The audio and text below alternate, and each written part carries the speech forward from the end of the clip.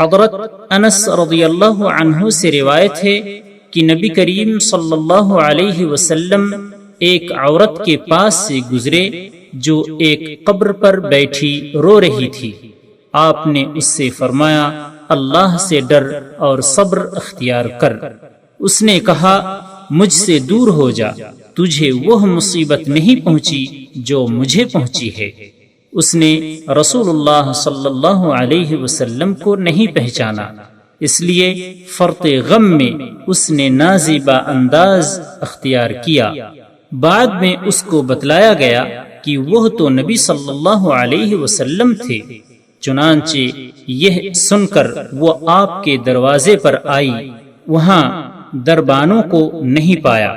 آ کر اس نے کہا کہ میں نے آپ کو نہیں پہچانا۔ آپ نے اسے پھر وعظ کرتے ہوئے فرمایا صبر تو یہی ہے کہ صدمے کے آغاز میں کیا جائے، بعد میں تو صبر آ ہی جاتا ہے۔ مسلم کی ایک اور روایت میں ہے کہ یہ قبر اس کے بچے کی تھی جس پر وہ رو رہی تھی۔ بخاری۔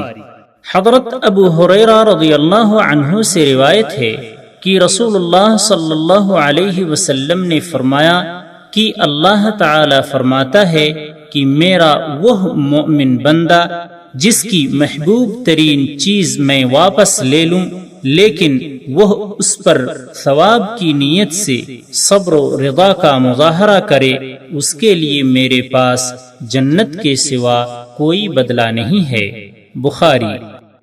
سبسکرائب کیجئے ہمارے چینل اور دبائیے بیل کا آئیکن تاکہ آپ کو ریگولر نوٹیفیکیشن اپڈیٹس مل سکے۔